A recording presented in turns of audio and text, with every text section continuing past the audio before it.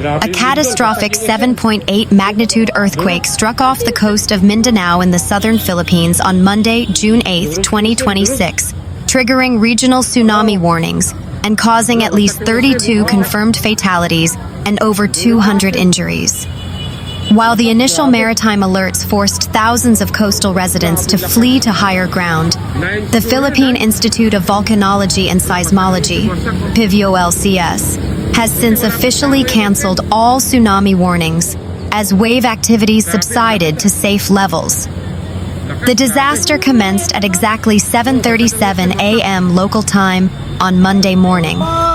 A massive undersea tectonic rupture occurred along the high-risk subduction zones flanking the southern region of the Philippine archipelago.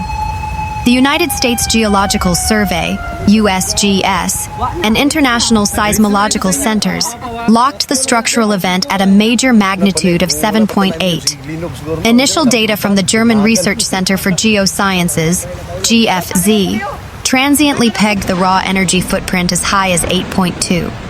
The primary rupture point was mapped roughly 24.7 kilometers west-southwest of Burias, hitting at a shallow, highly dangerous crustal depth of approximately 35 kilometers. The coast of Sarangani and the wider Mindanao mainland sit directly exposed to the Cotabato Trench. This major subduction zone is a hyperactive tectonic fault system capable of producing great maritime quakes. The sudden vertical displacement of the seafloor shifted millions of tons of ocean water, instantly putting automated tsunami detection buoy networks on high alert. Within minutes of the primary tremor, maritime warning networks lit up across the Western Pacific and Southeast Asia. PIVOLCS issued immediate evacuation mandates for all low-lying coastal communities facing the Pacific Ocean and Celebes Sea, projecting threatening waves exceeding 1.0 meters above regular tidal baselines. Though early models from the Pacific Tsunami Warning Center, PTWC, feared localized surges up to 3 meters, the actual recorded tsunami waves manifested as minor but highly chaotic surges. Kiamba, Sarangani, registered the absolute peak anomaly, where sea level monitoring equipment logged a 1.4 meter, 4.6 foot, tsunami wave crashing into the waterfront. Sultan Kudarat and General Santos coastlines monitored baseline surges averaging roughly 1.0 meters, 3 feet. Sulawesi, Indonesia. The Indonesian Meteorology, Climatology, and Geophysics Agency, BMKG, detected an 83 centimeter, 2.7 foot, tsunami surge passing through the Talaud Islands districts and northern Sulawesi outposts. Palau and Japan. Minor open ocean sea level variations reached the island nation of Palau at 30 centimeters, 1 foot. Meanwhile, the Japan Meteorological Agency, JMA, picked up 20-centimeter surges out on remote coastal fringes like Chichijima Island and Kushimoto Town. By midday, after multiple wave cycles passed without geometric amplification, scientific telemetry confirmed the underlying water column had stabilized. PIVOLCS issued its final tsunami advisory, officially lifting all active evacuation directives. Marine vessels at sea were safely cleared by the Philippine Coast Guard to return to regional harbors. Witness accounts painted a picture of absolute pandemonium. In the heart of General Santos City, commuters watched as asphalt surfaces visibly rippled. The cars on the road were moving erratically, and the trees were swaying violently, reported Marianne Blanco Rudy, a Catholic nun traveling through the city center. Multiple educational facilities, including buildings at the Notre Dame of Dadiangas University, suffered structural cracks and partial ceiling cave-ins. The timing of the disaster maximized societal vulnerability, as the tectonic event occurred precisely on the highly anticipated first day of the National Public School academic year. Video captures from Mahehe Elementary School in Davao captured thousands of terrified young students fleeing their morning flag ceremonies in a frantic bid for open ground. Recognizing the extreme psychological trauma and physical danger of unstable concrete school structures, Philippine President Ferdinand Marcos Jr. intervened immediately. The executive order completely suspended all school activities across affected regional divisions. This emergency directive shielded roughly 3.2 million students and 128,000 education personnel from potential injuries during volatile aftershocks. The safety of our children comes first, Marcos Jr. emphasized via state media broadcasts. The Civil Aviation Authority of the Philippines, CAAP, immediately shuttered the General Santos International Airport to inspect its structural runways for cracks, forcing the direct cancellation of at least 17 domestic flights. Simultaneously, the Office of Civil Defense, OCD, and the National Disaster Risk Reduction and Management Council, NDRRMC, moved deep rescue gear into place. The Philippine Red Cross deployed trauma counselors to high schools to treat hundreds of students experiencing acute shock and panic. Seismologists warn that the danger to the southern Philippines is far from completely neutralized.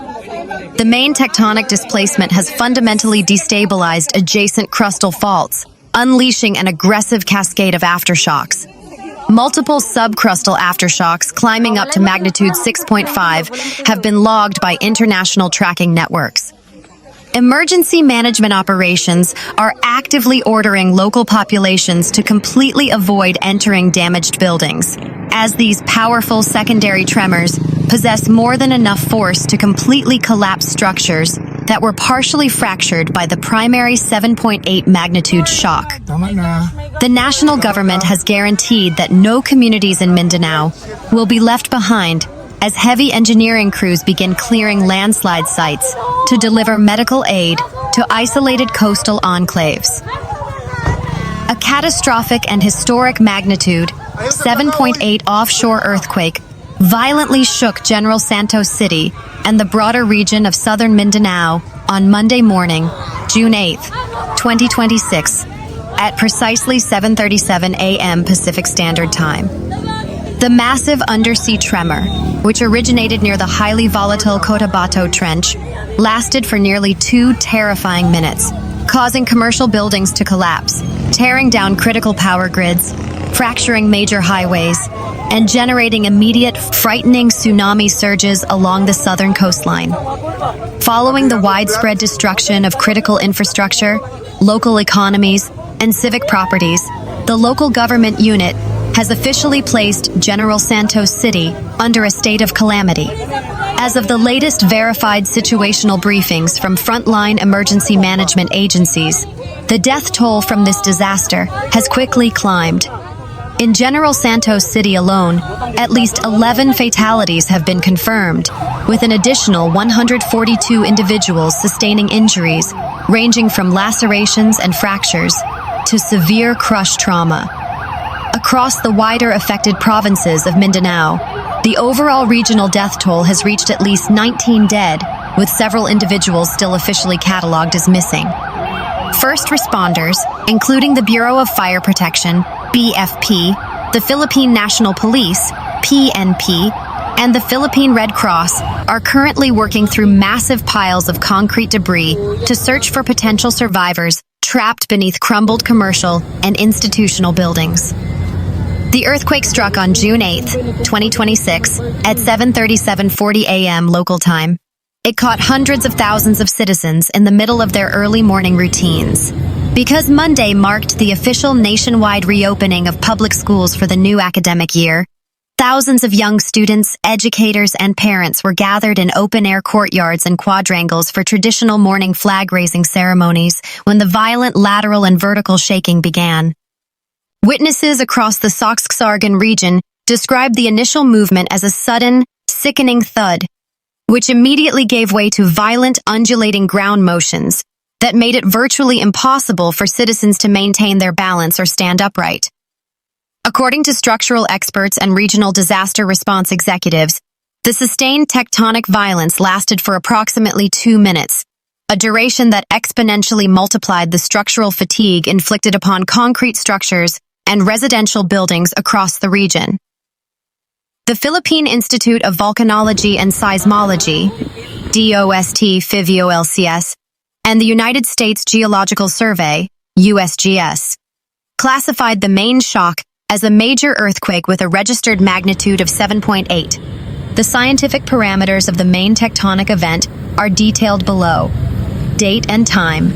Located offshore, roughly 32 kilometers, 20 miles, southwest of the coastal town of Masim, in Sarangani province, and approximately 26 kilometers west-southwest of Kablalan.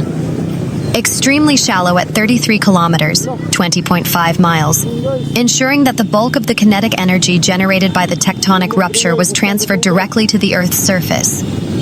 Subduction-related movement along the Cotabato Trench, a primary, deeply set maritime fault boundary where the Celebes Sea Basin subducts beneath the Philippine Mobile Belt. The initial 7.8 magnitude shock was merely the vanguard of a prolonged and punishing seismic sequence. Within just a few hours following the primary rupture, DOST-50LCS recorded more than 138 aftershocks, with magnitudes ranging from minor 1.3 tremors to a highly destructive, strong secondary earthquake of magnitude 6.1 to 6.7 that struck the area approximately 2 hours later. These powerful aftershocks severely hampered ongoing search, rescue, and evacuation efforts. Every secondary tremor sent fresh waves of panic through crowded streets and caused further structural degradation to buildings that had been heavily compromised during the initial morning shake. The human cost of the June 8th earthquake continues to rise as search and rescue teams penetrate isolated barangays and clear heavy blockages in urban centers. In the municipality of Tupi, South Cotabato, Rolly Aquino, chief of the Provincial Disaster Risk Reduction and Management Office, reported 2 distinct fatalities. One resident was instantly crushed to death by flying debris falling from a collapsing concrete wall. The second casualty in Tupi was an elderly resident who suffered a fatal cardiac arrest brought on by extreme shock and panic while the ground shook violently. In General Santos City, the local police force and civic hospitals remain on highest alert, coping with a massive influx of over 142 injured individuals suffering from blunt force trauma, broken limbs, deep lacerations, and severe psychological shock. Because public schools had officially reopened nationwide on Monday morning, the humanitarian impact on children was uniquely devastating. At various public complexes, such as the Mahaihe Elementary School in Davao and multiple academic campuses across General Santos City, hundreds of students were caught in open fields. Panic spread rapidly as the ground rolled violently beneath their feet. Regional disaster response officials reported that more than 100 students in the wider Sox-Sargen region sustained immediate physical bruises from stampedes as crowds rushed toward safety zones, while dozens of children fainted out of sheer terror. The Philippine Red Cross deployed emergency psychosocial support teams to at least 3 high schools in General Santos City to assist traumatized, weeping students who were separated from their families amid the chaos. Furthermore, emergency responders are actively verifying reports of students trapped inside a collapsed 2-story school building within General Santos City.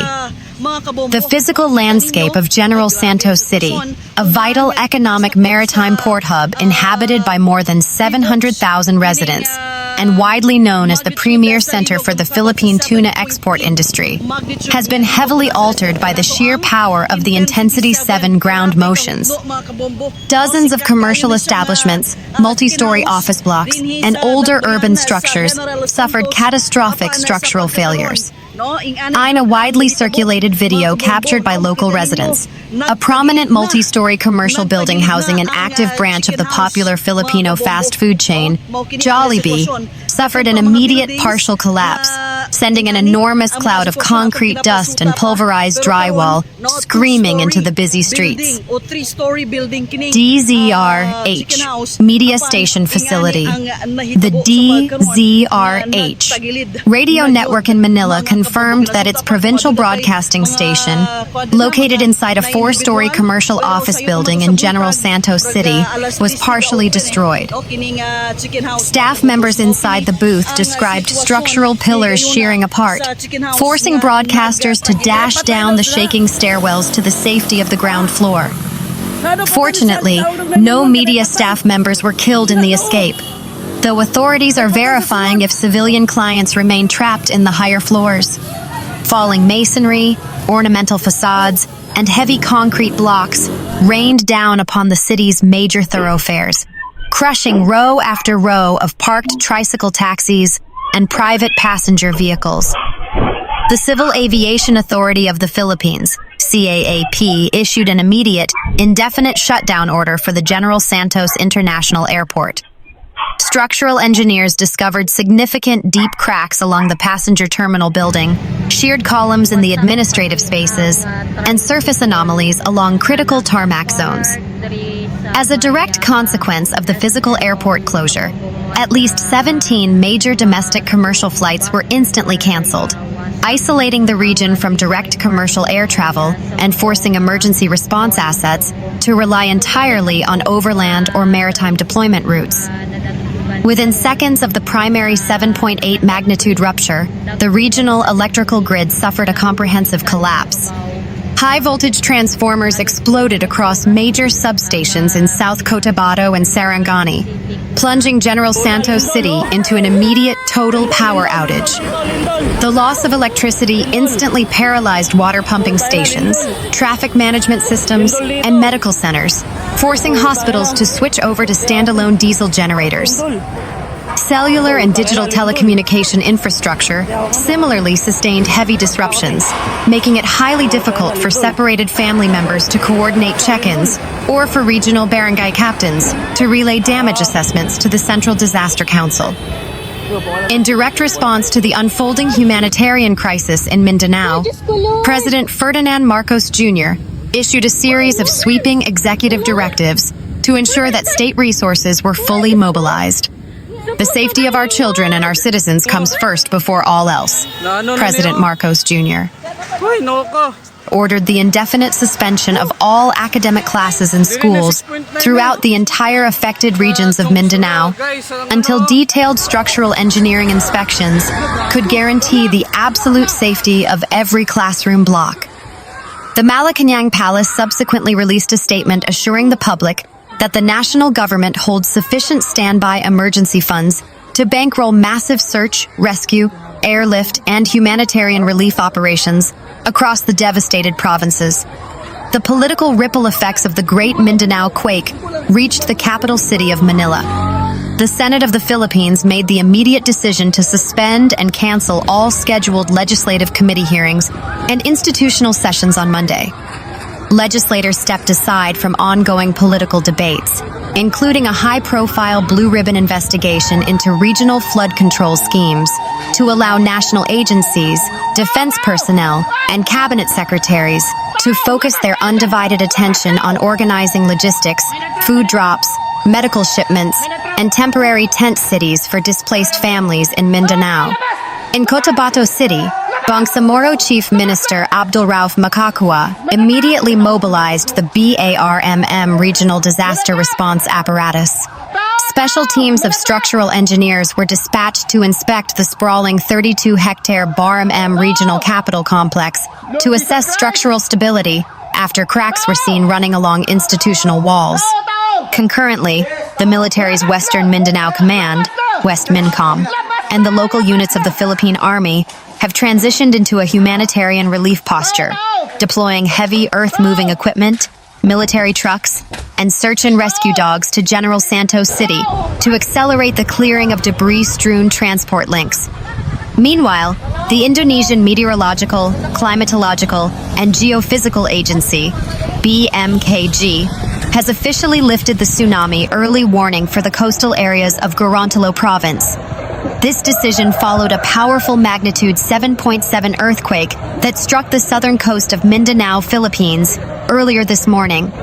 While minor tsunami waves and highly irregular high-velocity currents were confirmed to have reached several coastal villages in North Gorontalo, local authorities report that the immediate threat has passed, no casualties have been recorded, and evacuated residents are gradually being permitted to return to their homes.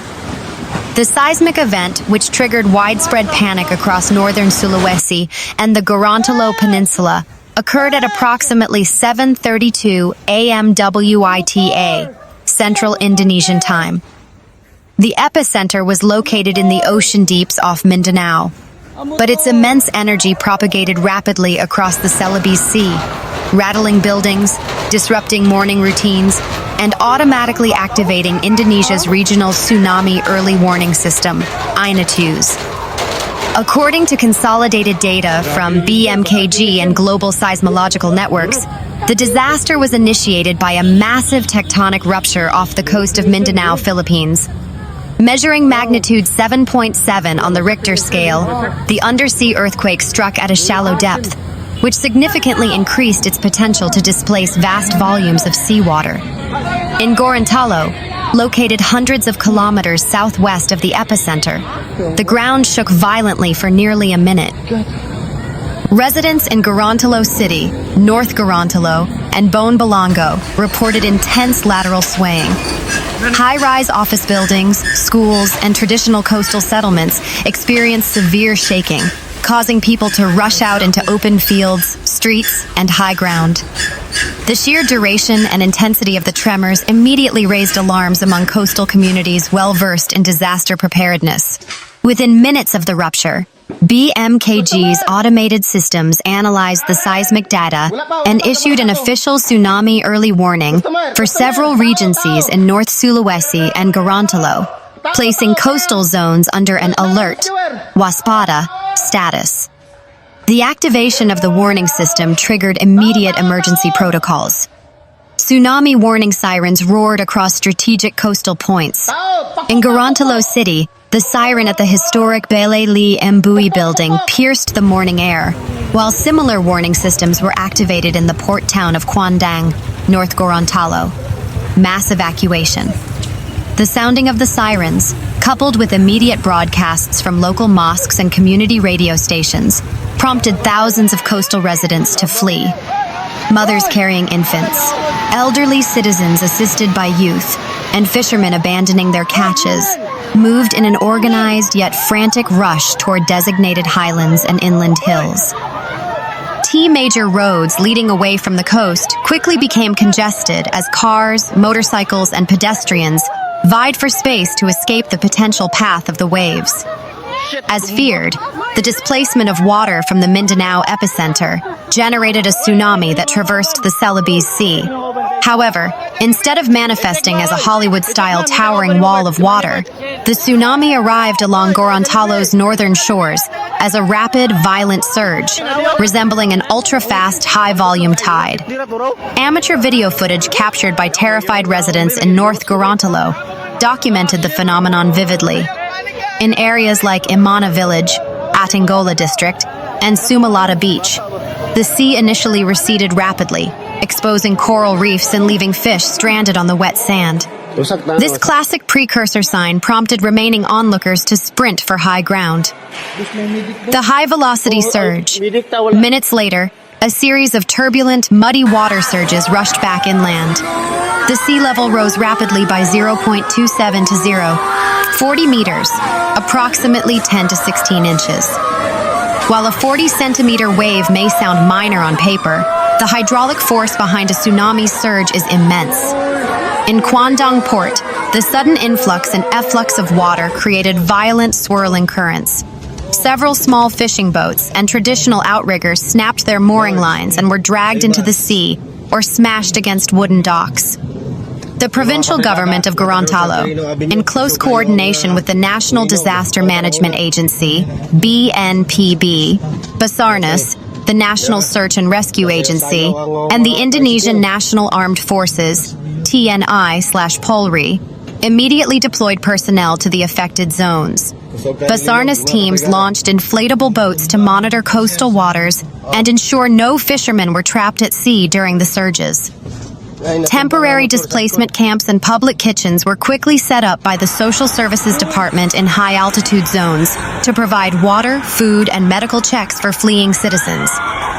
To prevent widespread panic fueled by exaggerated social media videos, the Gorontalo Communication Bureau issued constant updates via radio and digital platforms, urging the public to rely solely on verified data.